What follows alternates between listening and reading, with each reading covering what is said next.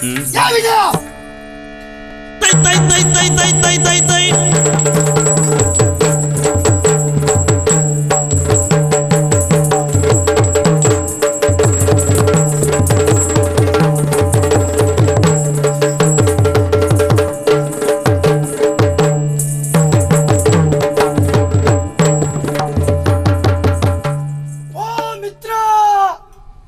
ಮಾತಾಡಬೇಡ ಸೋಮಾರಿ ನೀನು. ಯಾಕೋ?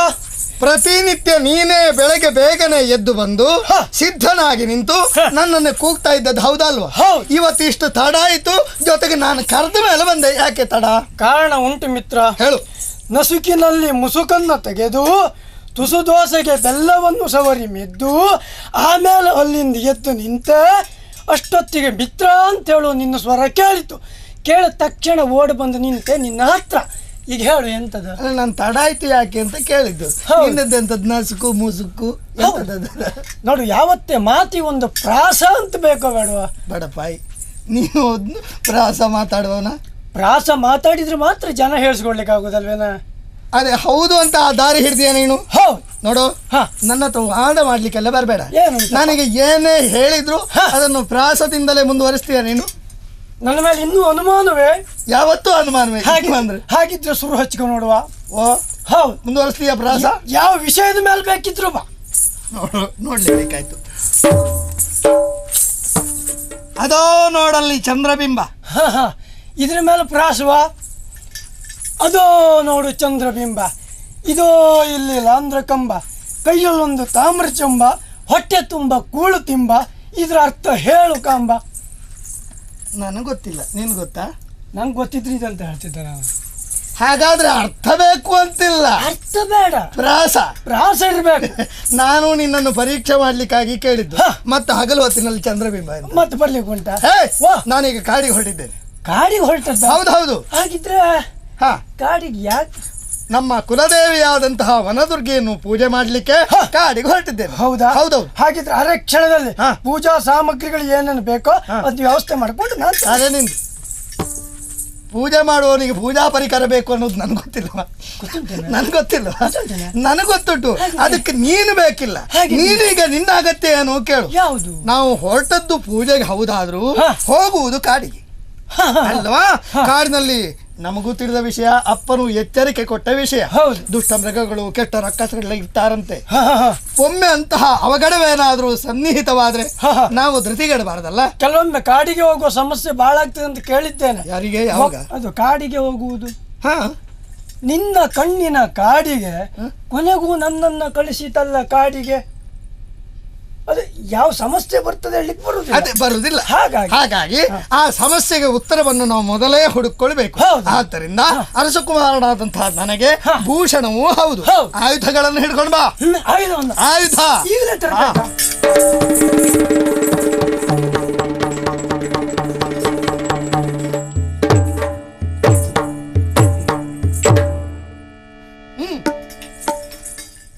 ಇದೋ ಕತ್ತಿ.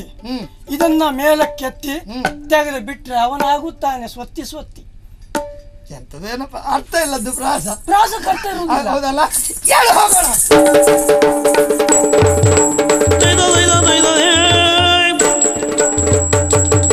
ಇದ್ದಲೋ ಘೋರ ವಿಪಿನಾಂತರ ಧನುಜ ರುಧಿರಾಕ್ಷ ಒಪ್ಪಿಡುತ್ತಲೇ ಇದೆ.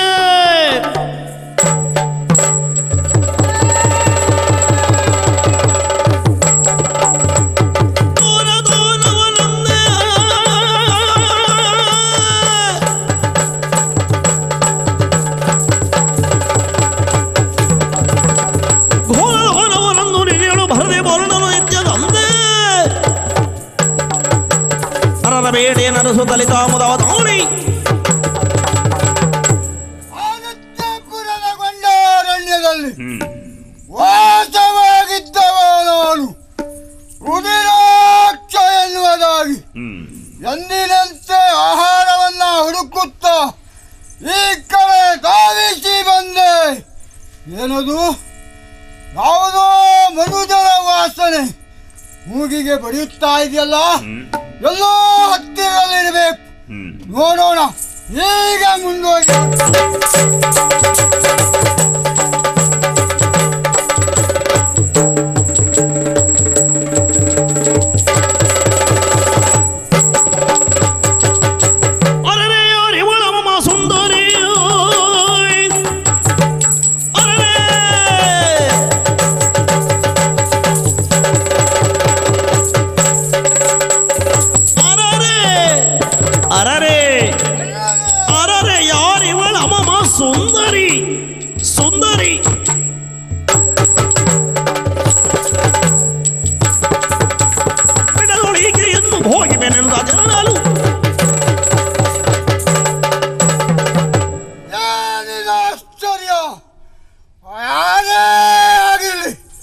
ಅವರನ್ನ ಮೂರನ್ನು ತಿನ್ನಬೇಕೆನ್ನುವುದಾಗಿ ಮುಂದುವರಿದು ಬಂದೆ. ಅಪ್ಪ, ಸುಂದರ ರೂಪದ ಹೆಣ್ಣು. ಹೌದು, ಏನು ಮಾಡುವುದು? ಮೂರನ್ನು ತಿನ್ನಬೇಕೆನ್ನುವುದಾಗಿ ಬಂದೆ. ಆ ಮನಸ್ಸು ಹೋಯ್ತು ಈಗ. ಹೌದು, ಮತ್ತೊಂದು ಮನಸ್ಸು ಹುಟ್ಟುಕೊಂಡಿತ್ತು. ಇವಳನ್ನ ಹೇಗಾದರೂ ಮಾಡಿ ಕೂಡಬೇಕು, ಇವಳನ್ನ ಮದುವೆ ಆಗಬೇಕು, ಇವಳಿಂದ ಸುಖವನ್ನ ಪಡೆಯಬೇಕೆನ್ನುವುದಾಗಿ. ಹಾಗಾಗಿ ಇವಳು ಯಾರು ಅಂತ ಕೇಳಬೇಕಲ್ಲ. ಓ ಹೆಣ್ಣೆ, ಯಾರು ನೀನು? ಯಾಕೆ ಬಂದ ಈ ಅರಣ್ಯ ಪ್ರದೇಶಕ್ಕೆ? ಏನೇ ಇರಲಿ, ನಿನ್ನನ್ನು ನೋಡಿದಾಗ ಇದು ನನ್ನ ಮನಸ್ಸು ಹಾತ್ತೊರೆಯುತ್ತಾ ಇದೆ. ನಿನ್ನ ಕೂಡಬೇಕು ಎನ್ನುವುದಾಗಿ, ನಿನ್ನನ್ನು ಒಪ್ಪಬೇಕು ಎನ್ನುವುದಾಗಿ.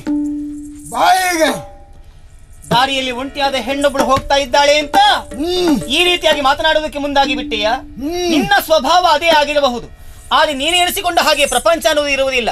ನೀನು ಕರದಾಕ್ಷರದಲ್ಲಿ ಬರುವುದಕ್ಕೆ ಇರುವವಳು ನಾನಲ್ಲ. ಆದ್ದರಿಂದ ದಯವಿಟ್ಟು ದಾರಿ ಬಿಟ್ಟು ನೀನು ಹೋದೇ ಒಳಿತು. ಬರುವುದಿಲ್ಲ. ಇಲ್ಲ, ಬಿಡುವುದೂ ಇಲ್ಲ. ನಿನ್ನ ಕೈಗೆ ಸಿಗುವವಳಲ್ಲ. ಮೈ ಮೇಲೆ ಕೈ ಹಾಕ್ಬೇಡ ನೀನು. ಬೇಡ.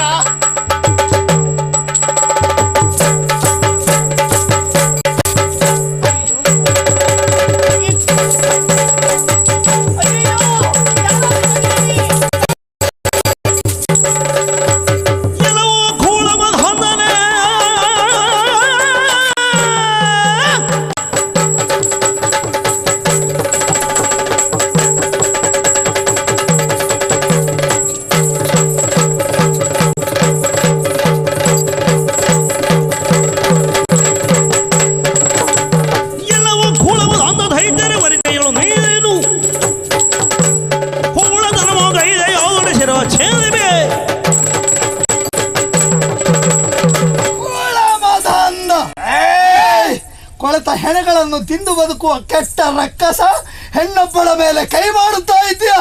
ಹೇ, ಬಿಟ್ಟು ಹೋದ್ರು ಒಳ್ಳೇದು, ತಪ್ಪಿದ್ರು ಪ್ರಾಣ ಹೋದೀತು.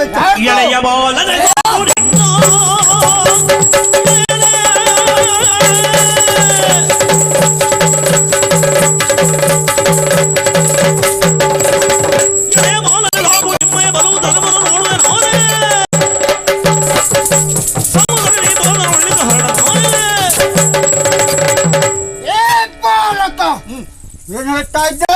ಅವಳನ್ನು ಬಿಟ್ಟು ಹೋಗುವಂತ. ಬಿಡುವುದಿಲ್ಲ. ಬಿಡುವುದಿಲ್ವ? ನೀನೇ ನೀನೊಬ್ಬ ಬಂಡ. ಯಾಕ? ಇನ್ನು ನೀ ಭೂಮಿಯಲ್ಲಿ ಬದುಕುವುದು ದಂಡ. ಹಾಗಾಗಿ ನಿನಗೆ ತೋರಿಸ್ತಾ ಇದ್ದೇನೆ ಒಂದು ಹೊಂಡ. ಅದ್ರ ನೀನು ಬಿದ್ದೆ ಅಂತಾದ್ರೆ ಆಗ ನೀನು ಪುಂಡ ಪ್ರಚಂಡ.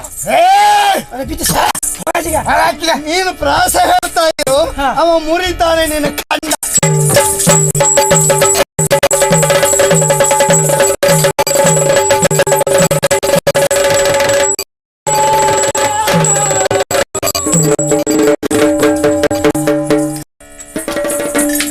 ಏನಾಯ್ತು ನಿನ್ಗೆ? ಬಹಳ ಆಯಾಸ ಆಯ್ತು. ಯಾಕಪ್ಪ? ನೋಡಿ ನೋಡಿ ಅಲ್ಲ, ಅಂತ ದುಷ್ಟನನ್ನ ಘೋರ ದಾನವನನ್ನ ಸದೆ ಹೊಡಿಲಿಲ್ವಾ? ನೀನ ಮತ್ತೆ ಅವನು ಕೊಂದದ್ದು ನಾನೇ ಅಲ್ವಾ? ಸದೆ ಮಾಡಿದ್ಯಾ? ಮತ್ತೆ ಯಾರು? ಹೇಗ್ ಕೊಂದ್ಯಪ್ಪ ಅವನ್ನ? ಅವನನ್ನು ಕೊಂದದ್ದ ಕೈಯಲ್ಲಿ ತ್ರಾಣ, ಬಿಟ್ಟಿರುವ ಬಾಣ, ಹಾರಿ ಹೋಯ್ತವನ ಪ್ರಾಣ. ಅದು ಅವನ ಮುತ್ತಿದೆ ನೋಣ, ಬಿದ್ದಿದೆ ಹಣ. ಹೇಳ ಮತ್ತೆಂತದ? ಯಾರೇ ಮಾಡ್ಲಿ ಒಂದು ಪ್ರಾಸ ಮುಂದುವರ್ಸ್ಲಿಕ್ಕೆ ತೊಂದರೆ. ಹೌದು.